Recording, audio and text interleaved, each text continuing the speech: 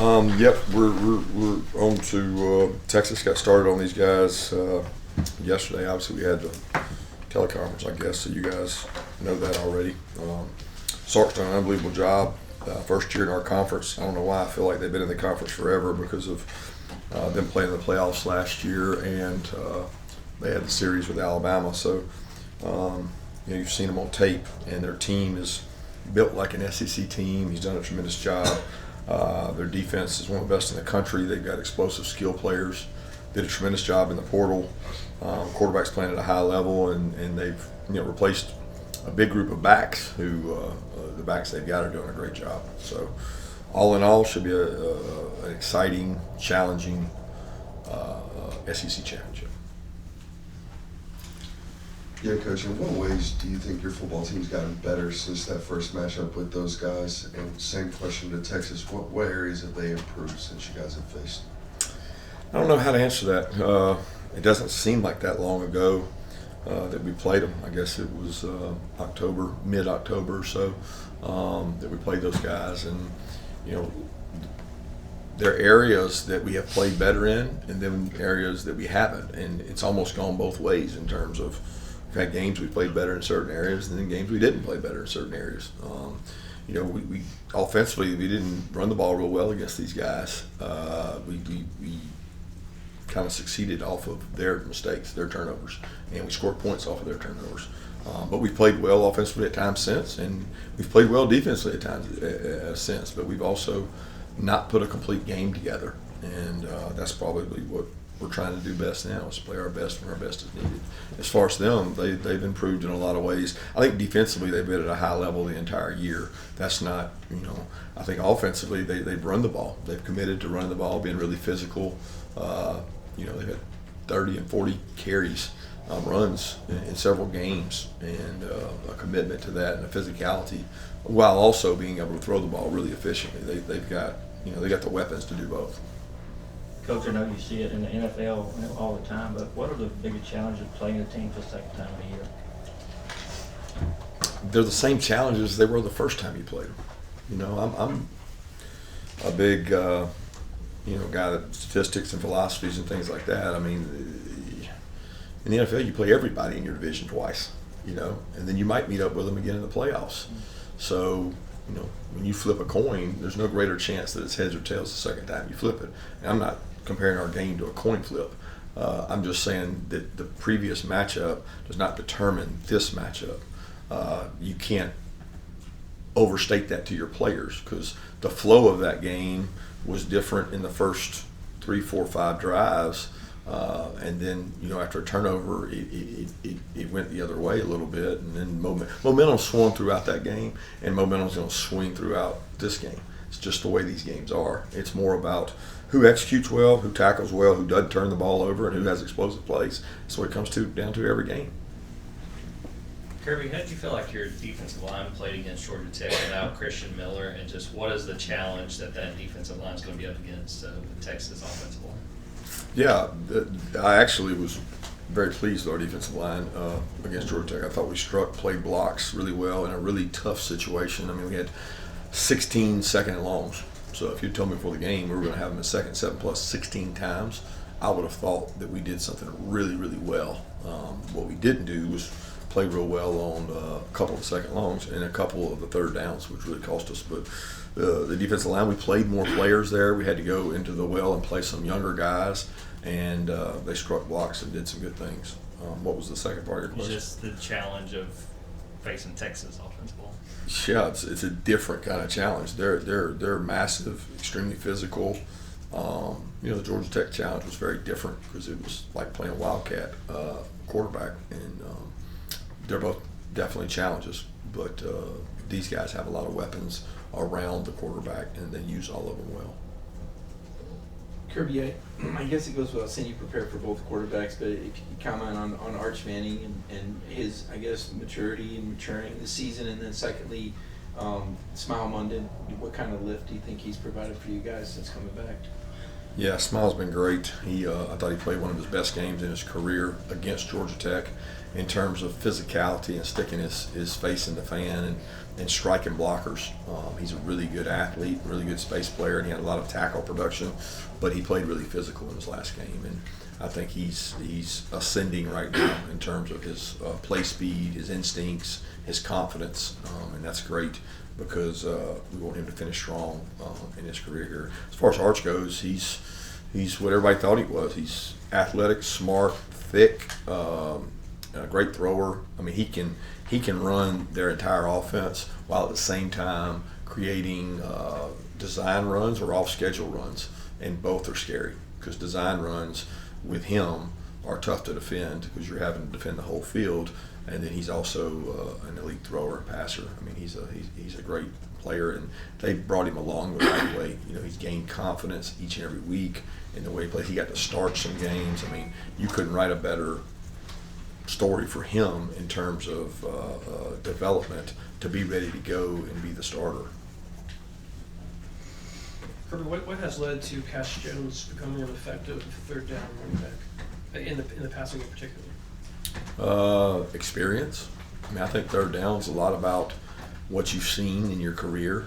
You know, the biggest jump for a running back from high school to college is third down because you're asked to do a lot of things in third down, more than you are first and second. And Cash's experience with his years here, I mean, he's gone through 4 springs of third downs. He's gone through 4 camps of third downs. I mean, he's a tremendous athlete. He's one of the best hand-eye. He spent a year on the scout team as a receiver, guys. I mean, like there's clips of him running around out there against Kamari and Keely Ringo, like going one-on-one at receiver, and he's catching deep balls. So he's like a jack of all trades.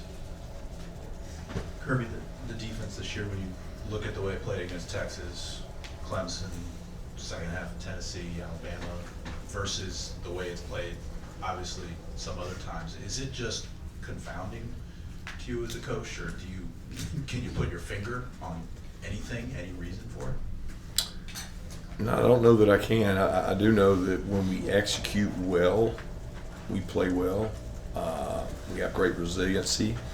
But the trait that confounds you or bothers you is that when something goes wrong, like any explosive play or any penalty that extends a drive has almost been catastrophic. Like we can't stop anybody if that happens.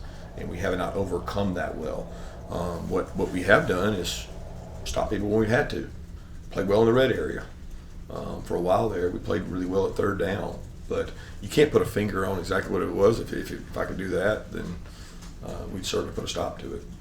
But we've played well at times and we've tackled well at times, and then we haven't at times. You know, we've had more injuries than we've ever had in terms of guys in and out, but we don't use that as an excuse around here. Yeah, just have you seen Carson this season try and maintain consistency and not sort of ride that wave of emotion? I don't really know how to answer that. I mean, I don't know how I've seen that because he hasn't. You know what I mean? Like Carson's very consistent in his thought process, his makeup, his process. You have to judge whether he's consistent on the field because I think he has been. I think people judge it on stats. They don't judge it on what we see, the day in, day out process oriented of what he's going through and what he's doing for the offense has been very consistent. What did you see from Roderick Robinson, his return to the lineup on Saturday night, and is there any update you can share on Branson Robinson and his progress? Yeah, we're hopeful to get Branson back and bring him back at the speed that he's comfortable with and that he feels comfortable with. I thought Rod, I don't know how many snaps he played, 25, 28 snaps, something like that, for a guy that had not played tackle football in a long time. He got his first live action back, and he's still gaining confidence. He's still getting his play speed back. You can't replicate what he did in the game in practice. We tried to. He got good reps during the week. I thought he did a great job in pass pro, an area that he's taking pride in. 2-minute catching the ball. He's just got to get back comfortable, carrying the ball, running the ball, doing those things, and he's certainly very talented, and we hope that the longer he's coming back, the more he gets back to 100%. I mean, you can't just jump back out there and be 100%. Kirby, I know there are a few former coaches on the playoff committee. Would you like to see more former coaches that can help out with the eyeball test, and maybe Coach Saban lead that group? You know, I don't know. I don't know the best, because I don't even know the makeup. Like, I don't know the exact number of coaches versus administrators, who all's in there or who should be. So it's not something that I concern myself with because I don't have a lot of control over it. I certainly think that there's people that can make that decision better than me who all needs to be on it. They have to have a regional representation. I think that's important, but it's not something that I'm focused on right now. Kirby, how did Dylan feel coming out of the game on Saturday, and when he's healthy, what does he add to this offense? Well, he adds toughness, experience, quickness. He's got body quickness, ability to win one-on-ones. I think he came out of the game pretty healthy. I think it bothered him once, but it was good to get him out of it healthy because we need him to be healthy for this game. Kirby, I'm still in the process of sort of compiling this, but with regard to Carson Beck, fourth quarter on, second half on, it seems like he just takes it to a different level. We certainly saw that this past Saturday night. Can you talk about your observations in that respect and whether there's anything specific inherent to him that has made him so good at that? Yeah, I don't know how to answer that because I don't separate it. I mean, so the stats do. Yeah. But the stats lie. Stats are for guys that look at stats. I don't. I just look at what he does on the whole. Does he make the right decision? Does he make the right read? And that's not separated by halves or quarters. I just think the process he goes about to do it is, and you know, you can make a case that we have not started fast and well. Is that Carson Beck's fault? I can't sit here and say that's Carson Beck's fault. I can say that Carson Beck is responsible, just like every quarterback is, for things, but there's other things that affect that, and they're outside of his control. And I think Carson Beck does a good job preparing for games.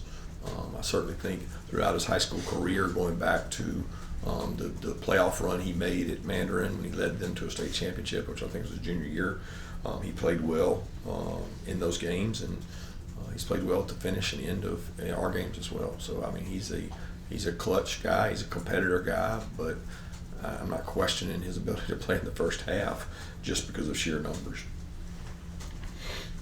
Yeah, Kirby, you mentioned the defense has been able to make stops when they need to. How much confidence do you think that gives that unit going into the SC championship, maybe the playoffs, knowing that no matter what happens early in the game, they have made a habit of coming up big when they needed to down the stretch? Yeah, I don't think you lean on that. You need to play well throughout, right? You need to start fast. You need to get off the field, give our offense field position. It's one of the things we haven't done a good enough job this year with our defense is creating field position advantage for our defense. We have had a lot of stops where we catch a ball on the 10-yard line, they start there, or we give up a field goal. And that's great, but that's not what we want to be. We want to stop people and force them to have to throw long third downs and then get the ball back to our offense. And I don't think you can say we're confident that we can stop them when we have to. We need to be confident we can stop them. I mean, I think the defense with like over 90 snaps, I'm not PFF 93 or something like that. So I got a couple of questions to kind of finish off the Tech game. The timeouts you were calling in the overtime, how much of that was your guys being set versus making a read on what you were seeing from Tech? And the two, Travaris Robinson was a new coach that joined the staff this deep into the season. Is it more of a voice? I know you guys kind of called defenses by committee, but it looked like he was pretty active out there. No, T-Rob does a great job. He and Dante both do. They both are responsible for our secondary, and they both, one works with the safeties, one works with the corners, but they provide a lot of help to Glenn in game plan, in-game adjustments.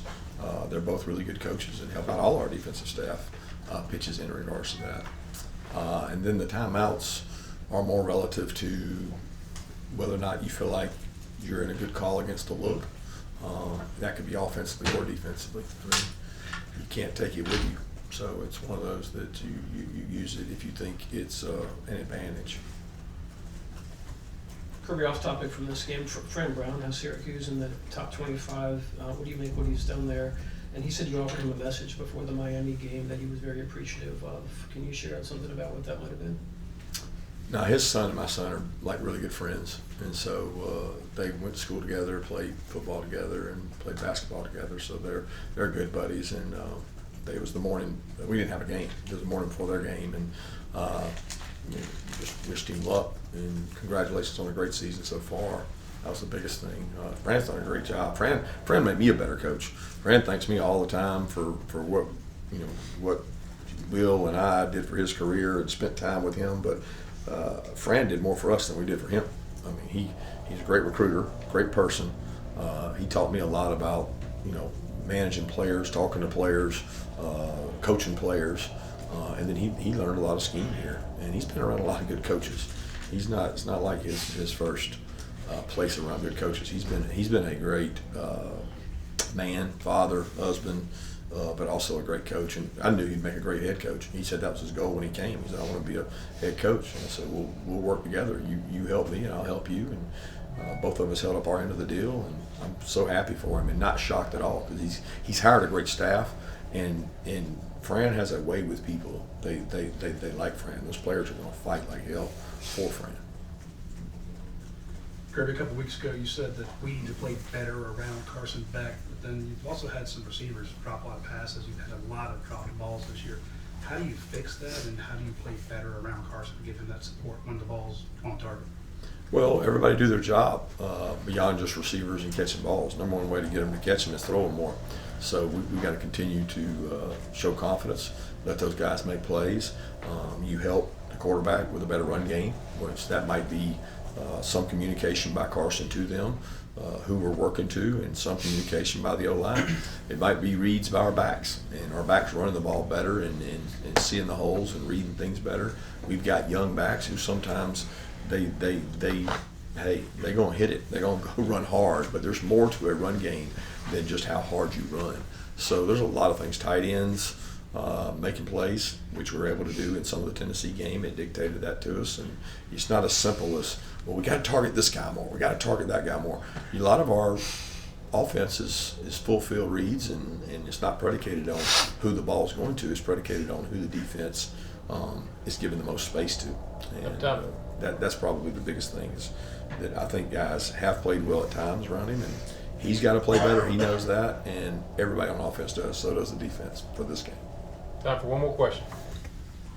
Coach Reddicker, going back to that first game, you had mentioned the flow kind of affected maybe an approach or a game plan for Texas. But when you look at Sark, what kind of stands out about his play design, his play calling ability? Yeah, his attack mode. He's threatening you on the width of the field and the vertical part of the field, and now more than ever, the interior between the tackles run game. So he's going to challenge you in every facet of the game and create matchups through motions and orbits. He does a tremendous job of the use of his personnel. It's why they've been successful. Thanks, Coach.